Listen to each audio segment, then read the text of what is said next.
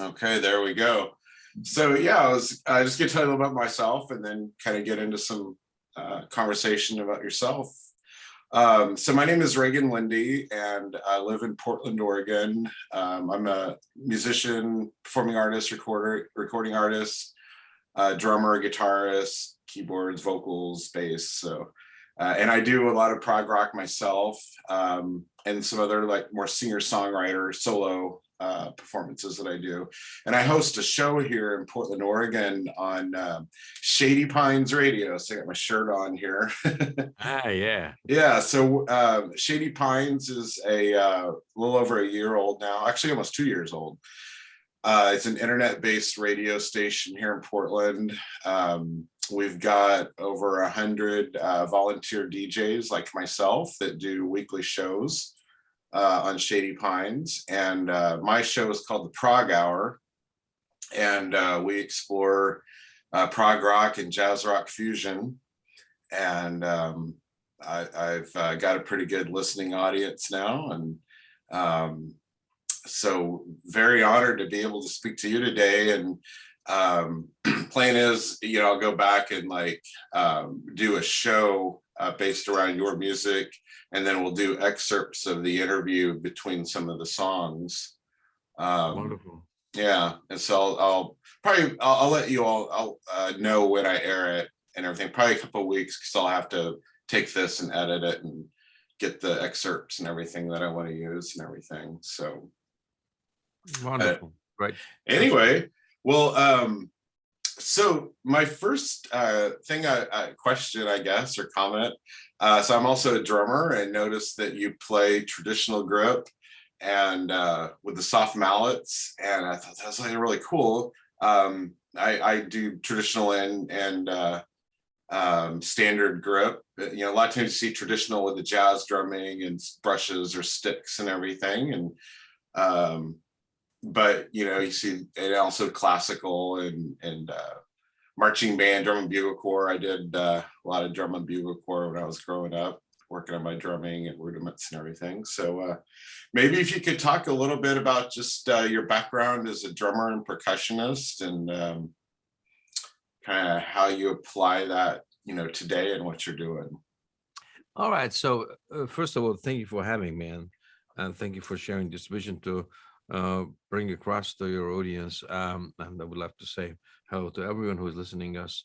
And yeah, well, I was growing up behind the Iron Curtain, and now most of your listeners probably are from Oregon, and this is so far for you, to imagine how I would have liked to live in a communistic dictatorship. So it was not the idealistic thing, it was. I imagine that as Aqualung came out of Jerotal, 71, and that was about a year later, probably 72. Then I was a little kid, and I was someone who was very proud to have a fourth generation mono tape copy of that album. I never saw the cover, of course, back then. So that's changed my life. And I was not allowed to learn English because the Russian occupation was had a cultural idea of the so-called Second World, that the so-called First World, American leadership and American, British, or Anglo-Saxon leadership was speaking English to each other. Like from Berlin to Paris, everybody speaks having a common language as an English. But the Second World, from Cuba to North Korea, led by the Soviet Union, where our mutual language was Russian, and my mother tongue is obviously Hungarian. So I secretly studied English, so from books and lyrics, and so I found it wonderful, very impressed by the lyrics of Ian Anderson. So so that's changed my life, because until then I was a jazz guy. So I was growing up and John Coltrane, Miles Davis, and Charlie Parker. So that's what my father gave me as a kind of guidance. And of course the drumming was Elvin Jones was the hero, and Tony Williams, and so that was my leading. And all of a sudden, Jerotal came across and changed my life. and I became a prog rock lover, and of course I was going behind Yes and early Genesis and King Crimson, Emerson, Lake and Palmer, all this. But nevertheless, I was as a drummer because I loved virtuoso drumming. I mean, I must admit, I'm still practicing a lot, and so and. Just yesterday, Saturday, I just came in and I was just practicing the whole afternoon, and it was just, and it was kind of difficult to as a drummer in this rock in this prog rock environment, because lyrically, poetically, politically, the meaningful, somewhat sophisticated, the harmony structures, the composition, the complexity, the production. I'm a prog rocker, but I love this virtuoso American. From my point of view, back then, is a New Yorkish, so Tony Williams, Lifetime, Mahavishnu Orchestra, Brecker Brothers, Very Rapport, Return to Forever, and so 74 as Eldin, all of us, kind of coming out with his virtuoso solistical brilliance, and it Return to Forever. So I said, okay, so my vision is to melt it together, because as a drummer I was a fusion jazz rock guy, but as a composer, singer, songwriter, I was a prog rock guy. So this is maybe answering your question a little bit. Why the drumming and because I love the virtuoso drumming thing. And then of course, behind the Iron Curtain, you didn't have any American or British or German instruments at all. So what we had in a big city of Budapest of 2.5 million people, we had two drum makers. I mean, and so what is in American English sounds so fancy and first class thing, custom made drums, but there was nothing else available. Right. So we had also custom made shoes, because nothing else was available. Right.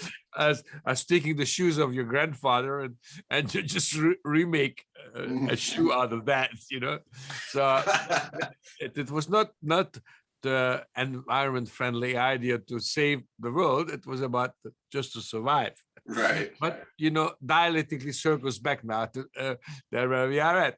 So so we use secondhand stuff just because we never had a first hand. So we don't even know.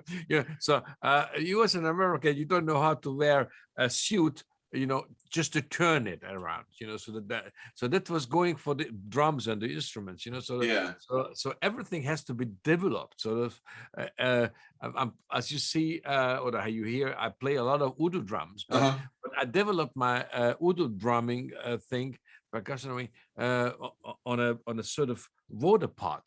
So we just, because it was no we didn't have water top, so you had to go down to the end of the street and carry the water home. And that it was a sort of socialism. So socialist economy was, you won, upon what you could carry, and there was one made for between Cuba and North Korea. You saw the same buses and one television, everything. So it was a great sounding thing. So it was, we really had to discover stuff, but I was a kind of very political guy, so I became the strong prog rock voice of the student uprising, and decades later, I became close friends with Mikhail Sergeyevich Gorbachev, of the former president of the Soviet Union, as he was visiting my studio, because I was creating for him a charity project. And he said to me, he said, "No, well, Господин Leslie, you guys were creating the soundtrack of the uprising." Wow. So this was something really, really, really interesting. So, I was actually at a conference back in the late 90s where I got to see Mr. Gorbachev speak in person, and that was quite a speech, and getting to know more about him and everything like that.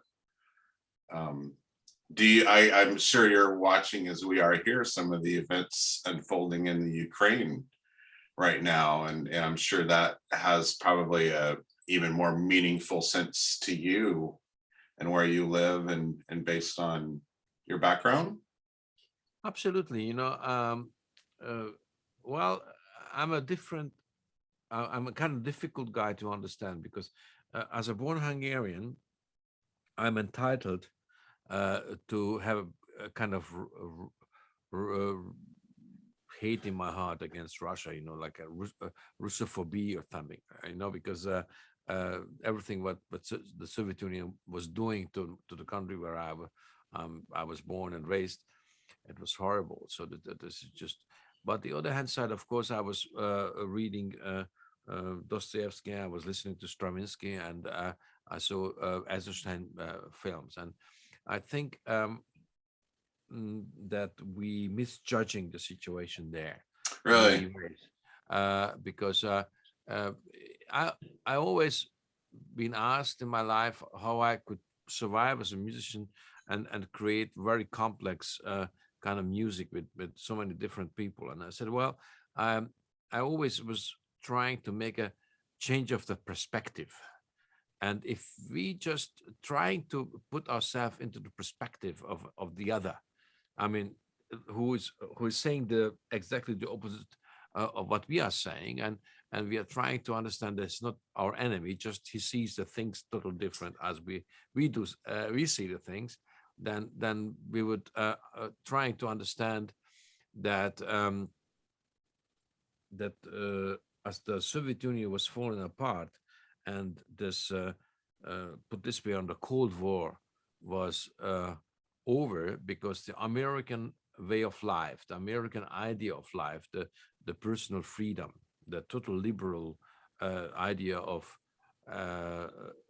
so without any division, but the highest level of diversity. This that was the winner. So freedom, that we have a world without bandiers, and so that's how it was looking like 33 years ago as the wall came down in Berlin and the Iron Curtain was falling apart. And when we look to Ukraine now, we should not forget that Vladimir Putin was coming to the German parliament, and in the best German, he said, million years ago, he was just elected about 3 months later, that he would like to be a part of the NATO, he would like to be part of the AU, and now he's coming to pick up the key to the Russian flat in the House of Europe. And if your parents were remembering that it was absolutely not imaginable that the unified Germany could belong to the NATO, Right. so that's where we're coming from, and then we were pretty arrogant, and we said, what this guy is talking about, wants to be a part of our life, but that's what he was offering. Okay. And we said, fuck off. Yeah. And now we pay the price for that arrogance, because they wanted to be American in a way, so and we didn't took that seriously, and it's a I think we owed our kids and when they are grandkids to have the honesty that maybe it's not that smart to push the Russians into the arms of the Chinese. So just think twice. Sure, yeah. And just one more thing. If you look back about when was Russia as a nation founded culturally, and then you realize that the city where Russia was founded, so where you can dig deep down the cultural holes and go deep down in a history of Russia, then the town where it was born, Russia was born about a million years ago. It was Kiev. Wow. And if you just think of the fact, just a historical fact, that that Crim, so the was just always been Russian, but as Khrushchev, the dictator, became 60 years old, he got Crim because he was Ukrainian, and he became as a birthday present Crim from Russia to Ukraine. Right. So if you look at all these, then I think it would be a time that Vladimir Putin and President Biden getting together and getting drunk together and find a solution. Yeah. And I love it. because war is not the answer. No. So this and I think it's just it's always a bit more fundamental if you try to see the different the world with different eyes and you try to understand, and then you are much more stable and much more solid in your vision of a humanity and a peaceful life. And we prog rocker, we are sort of entitled to be human, or this is what we are. This is what we are doing the whole life, to build bridges and to live this line that music is the greatest unifier against any racism, to fight the evilness and of course, Mr. Vladimir Putin is as it stands today. Is not a guy who holds the freedom flag. So of course, but if we are understanding where he's coming from, then I do believe if we both of us, as we were just speaking now about prog rock, and we would just take someone into the Zoom call from Moscow who is also making prog rock. Sure. I would say the same as you do and I do, because he would hold the flag of freedom. Yeah. That's why it's the question: what are we aiming for? I'm aiming for a much more human world as it is right now, and against greediness and against all this division, and to build the bridges and wake up and getting out of a comfort zone, and sometimes hate is a comfort zone because it makes it so simple. Right. That hate other nations, to blame other nations, to blame other races. It is wrong. We should understand and we should change our perspectives and understand that we're all human and we can go to different churches, but we have the same God in a way. This is humanity, and let's overcome the greediness and let's be human. That's my message about it. So music is the greatest unifier, and there is a task for us musicians to create the soundtrack for freedom and respect and humanity. I wrote a song a couple of years after 9/11 happened here in the US, called Turn on a Dime. And I tried to write it from the perspective of those who many call our enemies, and, look, yes, it was a horrific day and an event, and there's healing for that, but also trying to move past about how do we unify. And so I appreciate that. Definitely. Thank you for that in your music as well. Definitely. I can go ahead. I'm very thankful that you're saying that you wrote a song about 9/11, because this is as soon as it was kind of makeable, I was flying over to New York with my 3 kids. Ground Zero was not built in a way back then. It was just Ground Zero. It was just, and I was there, but I was crying. Actually, that because for me, always New York been the capital of mankind. I've always been a sort of, I escaped through a tunnel because because of the American understanding of freedom.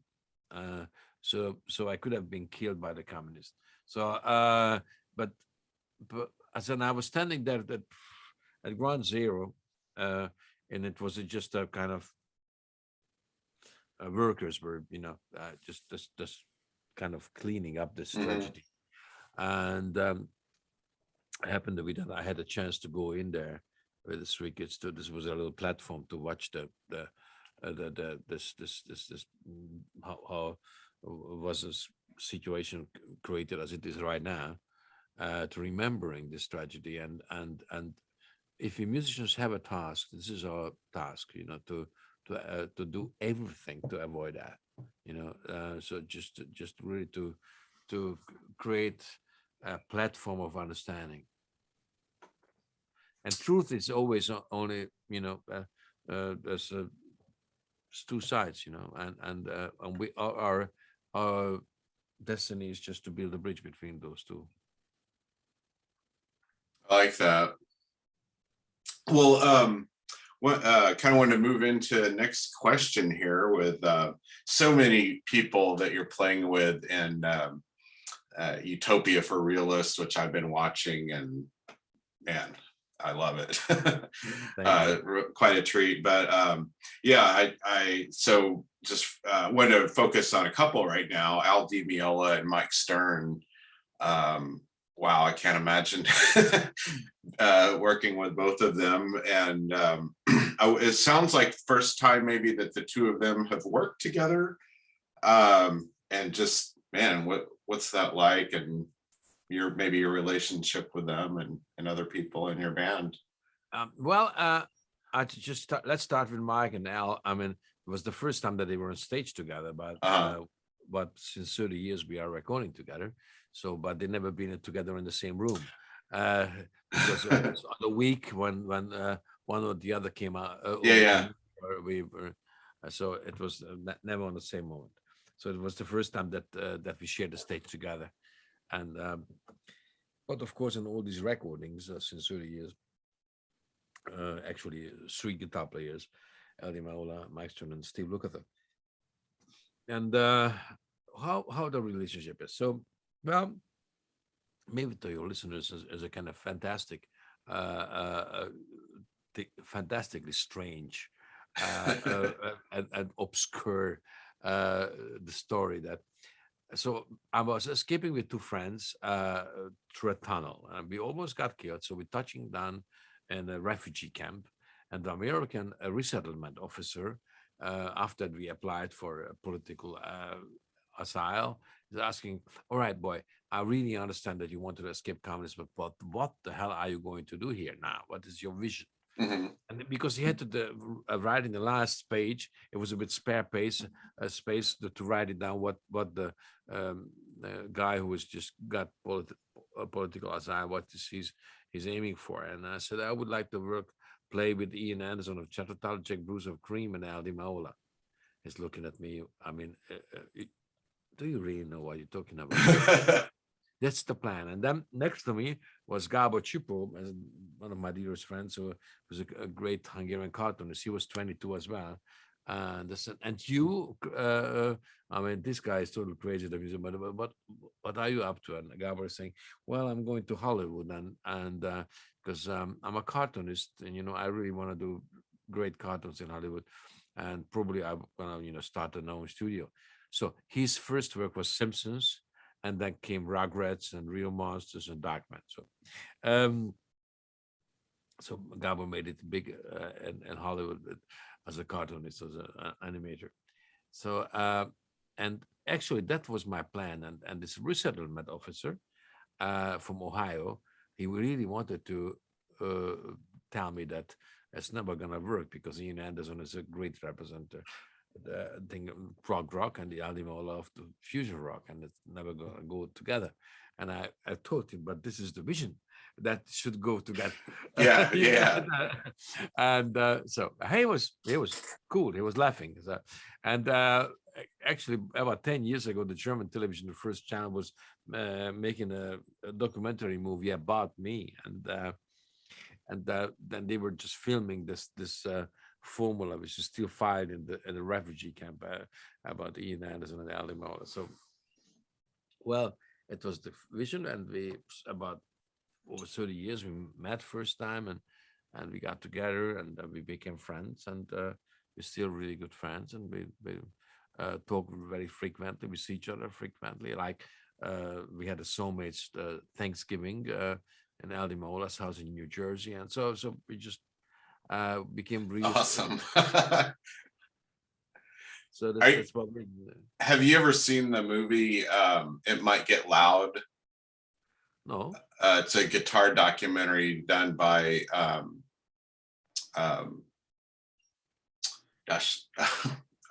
name Jack White, with the white stripes, and it has the Edge from U2 and Jimmy Page. And so I've always kind of fantasized, wow, if I had my own, I'd like to do a series of that with different guitarists. So like, for instance, I think I'd put like Steve Hackett and Pat Metheny, and I've thought of different ones I'd like to match up together and see what they talk about and jam together and things like that. But yeah. That's what we do. So this is was wonderful. Now this last show, what you probably saw in Budapest, we videotaped that we were practicing or rehearsing in a old club where I was growing up, and it was a really great atmosphere. It was beautiful. Well, that kind of actually a good lead into next question. Could you describe a little bit the composition and rehearsal process with your band, and what's your process like around that? Oh, well, first of all, we have always a kind of message of an album, so sort of Utopia for Realists is a very obvious message, that about a wake-up call, about the turnaround, and old rebels and new rebels, because the challenges, especially after the dark tunnel of COVID, is just be light up the light, and it's going to be only old rebels and young rebels together. Right. So this is pretty much the essence of it, and I'm writing the songs actually, and when the songwriting is finished, and I have sort of I'm still the sheets and the harmony sheets and all the rest of it, and where the melody lines or arrangements are written down, and then we take it from there, and then we let it grow, and then all the musicians are coming to my studio, what you see in the back, and it's a big studio, so a big room with a big mixing console, and we're very traditional. We just sit down to the instruments, and we just work the whole thing, and this is a beautiful experience to let it grow in this way, and this is a dream, and then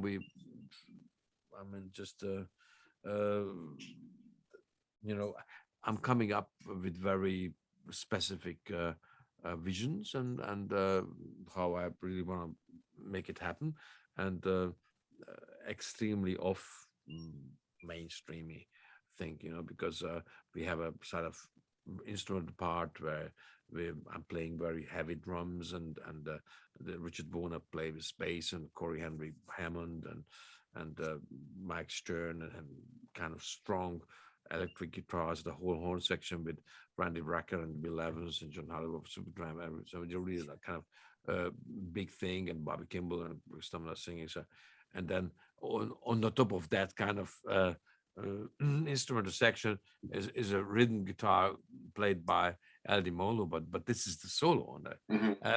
So this is what we're doing. Do you are you putting those into like a software tool, and are people like for the horn parts, like, because I did notice a lot of people have charts in front of them? No, they have the charts. It's written in the charts, and because the recording is analog actually. So are you doing that by hand? Is there a software? By hand. Wow. Okay. Cool.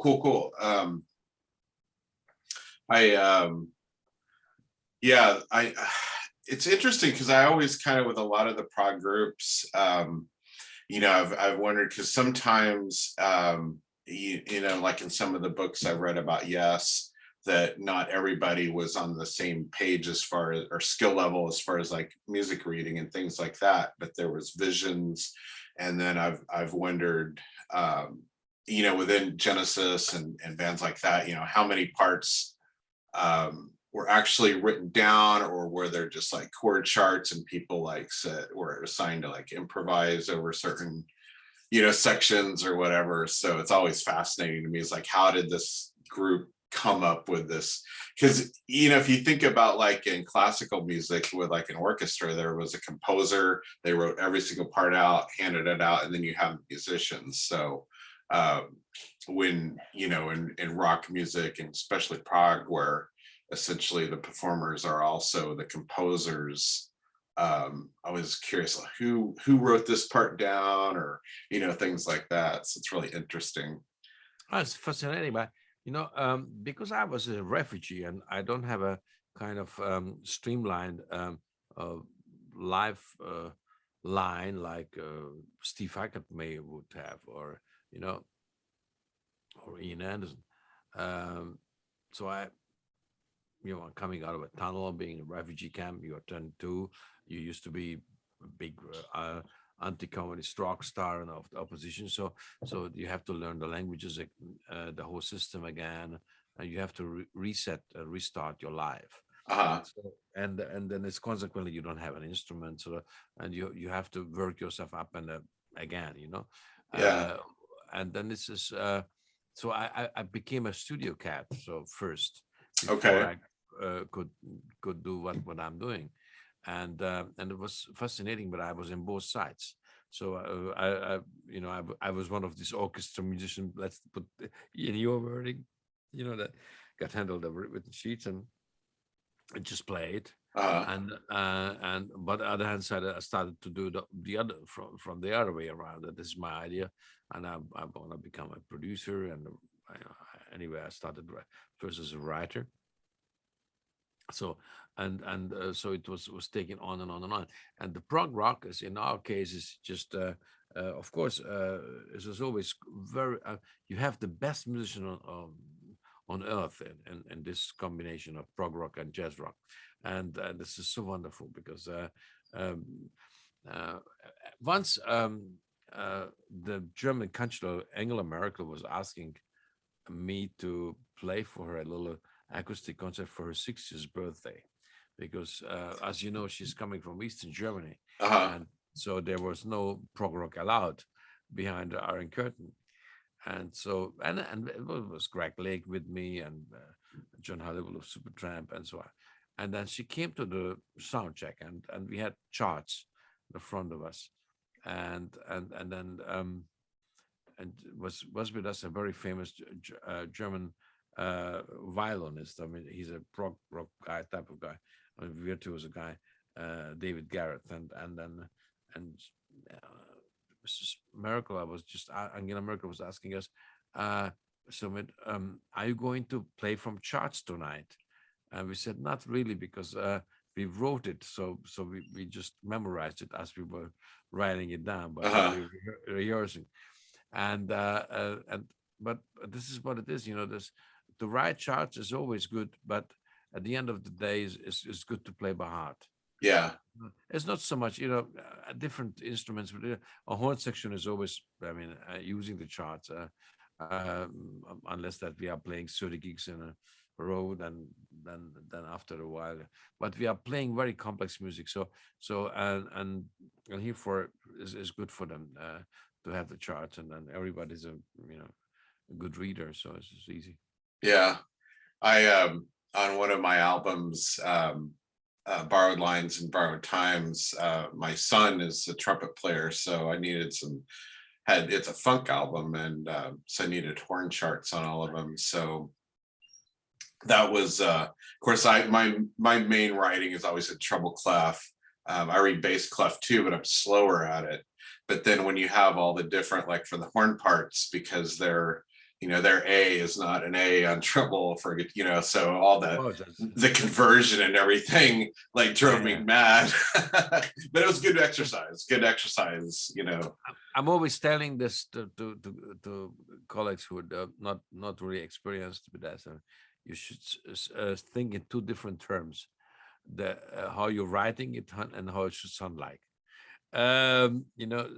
If you have that, then even if you're not really used to do it, you will be really fast. Yeah. I'd write the parts on the guitar and then have to do the conversion and then go note it down. It was slow, but you get, it's just with anything, with practice you get more proficient and at it. So within your live performance,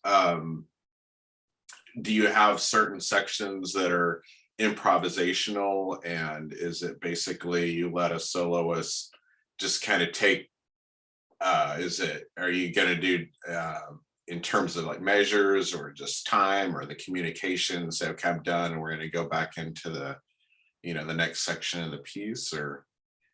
I mean, the recent live recording, what everybody can find on Mandoki Soulmates on YouTube now, Utopia for Realists, a concert, was the only big concert we could play during this horrible COVID time.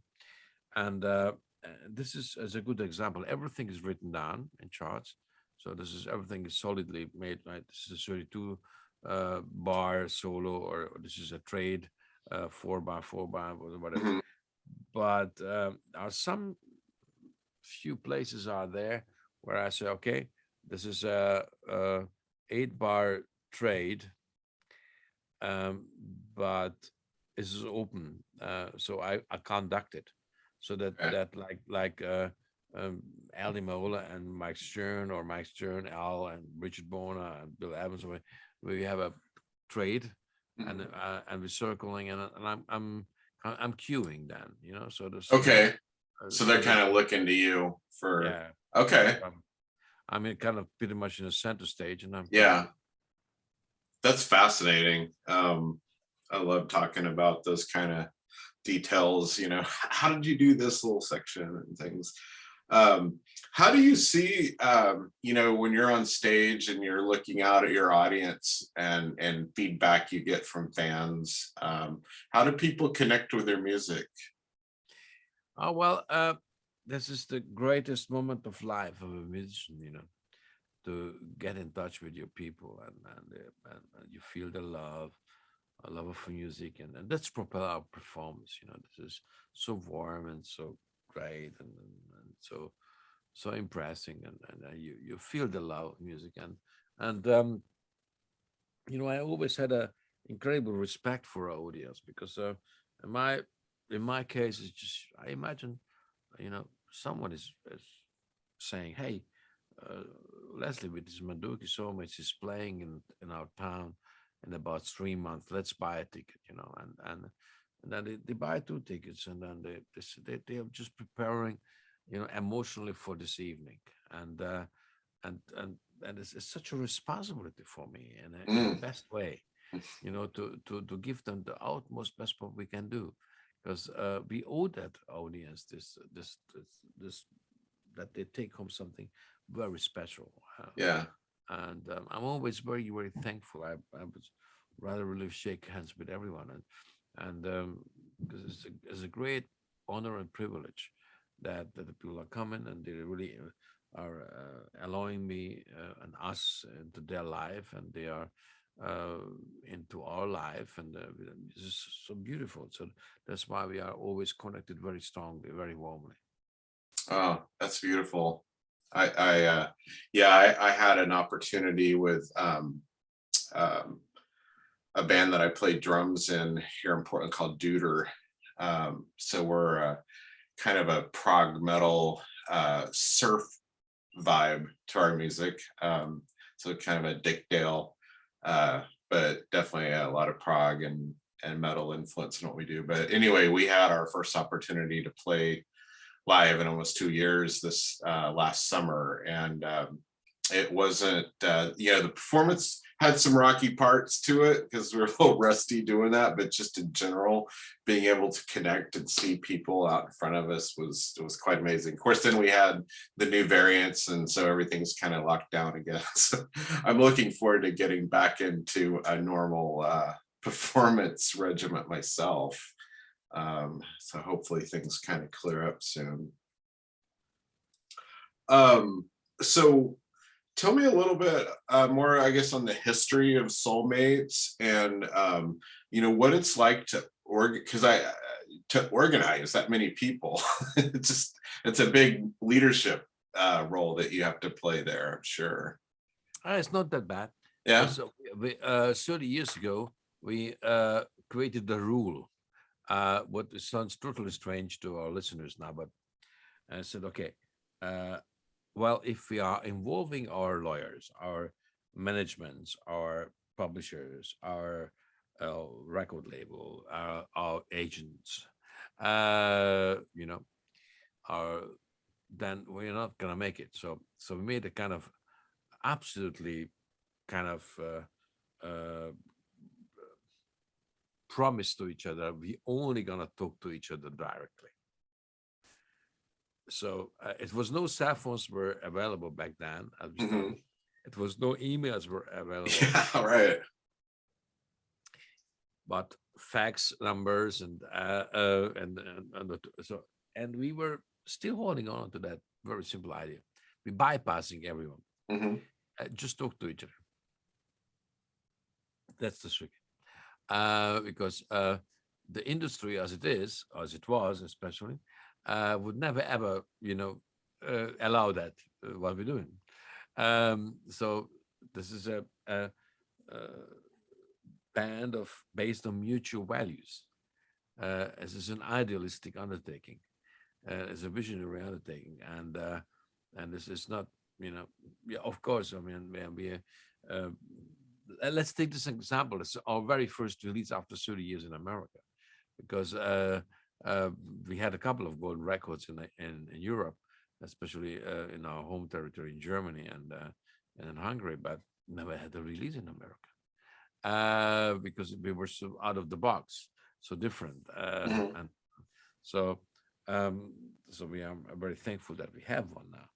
With Utopia for Realists, and everybody can find Mandoki Soulmates. You go Utopia for Realists, but this is unique, and that's why it's not that big deal.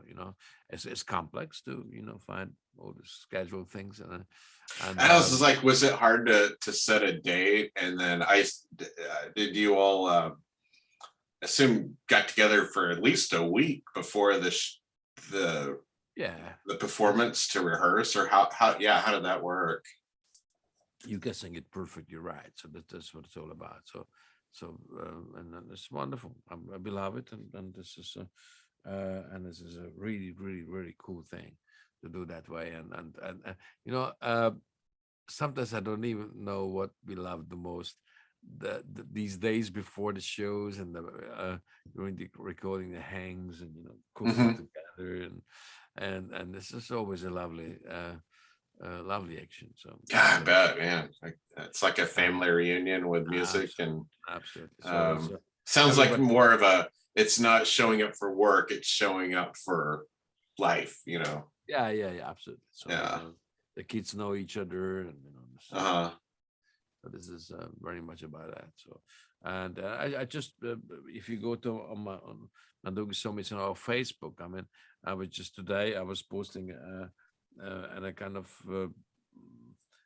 look that to create a little attention to a great new chapter album, and I was going through the photographs, but we have as and myself in the last 30 years, and in my kitchen at home, and then in the studio, then in the backstage, on stage, so many different moments of life, and this is great, really great.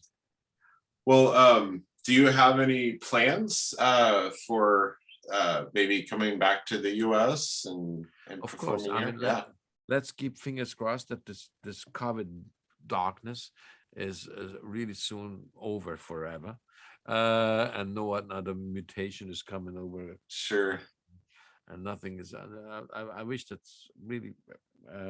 It's just we are getting done with this, Yeah. and this is getting over, and then as soon as we can make serious plans, we were postponing our German tour already 4 times. So this rescheduling and postponing is horrible. Yeah. So it's gonna take a little while, but for sure we are going to come back to the States, and that's actually my heart is our home. Actually, everybody's American, pardon me, or British. So I'm the only continental European, if I may say this way. So and I love America. I mean, hey guys, I mean, you are lucky ones, so you should not forget that you're privileged to be born in America, and this is the greatest country on earth, and we should our music and actually Utopia for Realists is something probably the most American album of us, Hmm. and, and it's really really is telling the story about how to bridge gap, and how the old rebels and the young rebels should turn the wind, and getting out of the comfort zone, and getting out of the news bubbles and the echo chambers, and really getting together again. Yeah, one of the things I try and do on my show is make prog rock and jazz rock fusion a little more accessible to a lot of people who maybe are like, oh, that's because some people are like, oh, I'm not really into that. And I'm like, well, are you into Radiohead? Or like, oh yeah. I was like, well, it's very, yeah, it's a modern prog influenced band, even though Radiohead will say they hate prog rock. And it's like, well, really? Because your music sure sounds pretty much like that. But I try and find different things, you know, talking with David Bowie and then artists, you know, his work with Rick Wakeman, and just so many connections, you know, between the pop and prog world. And I've had a lot of people like, oh wow, you know, just had never really had a lot of exposure to this music. So I feel like you know, Utopia for Realists is very accessible to people that maybe it's their first time really hearing this kind of music. The message is very clear, and so you know, nice job. And man, if you all come over here, I will definitely be there, and I would love to meet you in person one Yeah, day. But I may have to just come over to one of your European tour dates soon too. So we would love to tour America. And this is just we've been it was so funny about 2017 we're been awarded in Cannes in the Holiday Festival in southern France by the one of the top organization of the music industry worldwide by Medium.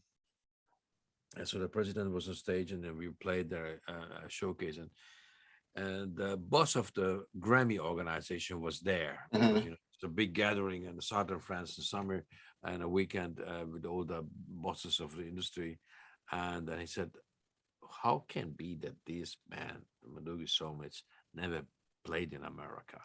And so he invited us um, to 2018 January, as the Grammy was not in Los Angeles, but it was in New York.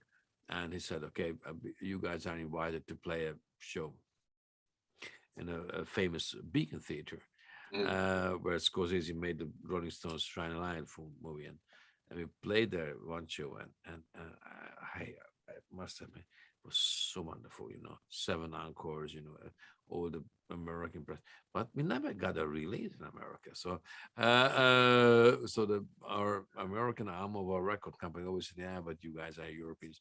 And I said, "I'm the only European." that's crazy. It's sort of crazy. And I'm very thankful to you that you're saying this, that the message is clear, and then it's a kind of accessible thing. Of course, it's complex music, Yeah. prog rock complex, but nevertheless, I mean, it's also a bit eclectic because it has some jazzy parts, some fusion parts, some very rock parts, and also some of the bits and pieces are based on folk songs, so there's a folk acoustic part, and so there's, but you saw also our live show, but you can find it on YouTube anyway. And then we also create this atmosphere when really ongoing or front upfront prog stuff, and then we go down in a really acoustic stuff. So that's what we do.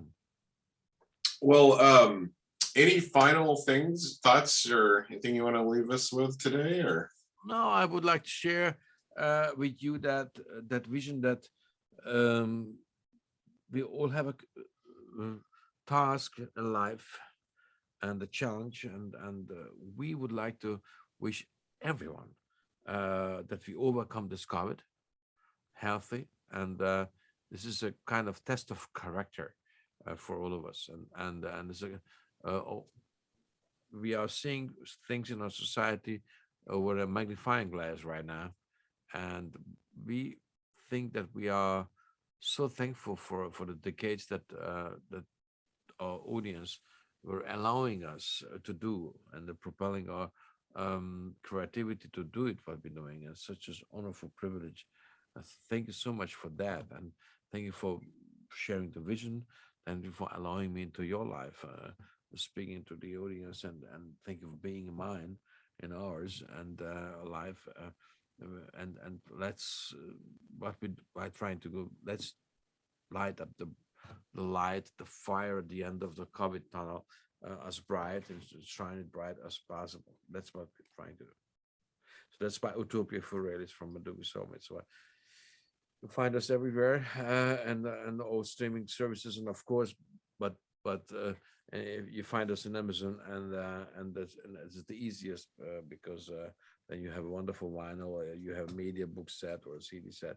So and so you find us, of course, obviously we're everywhere, on the Spotify or Apple Music, but you find us also on YouTube, and there are some background, uh, backstage videos as well. So not only the music videos and not only the concerts, but also we show a little bit how we are cooking and how we are doing music. So thank you for having me, and I wish everyone who is listening today is a really very healthy year, and this kind of fresh young year while we are in 2022, and I hope to see you not before too long, and catch up again, and I would say goodbye to your audience with a song. This is the last song of the album, and it's called "The Torch." It's like every other song on this Utopia for Realists. It's about the generation, justice, and and this.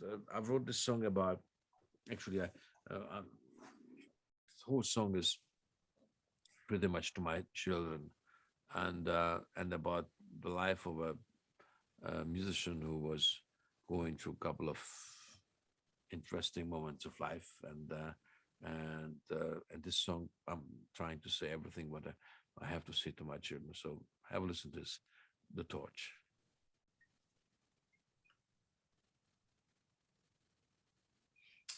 So we'll play that then in the kind of in the show there. So I'll go ahead and turn off the recording here.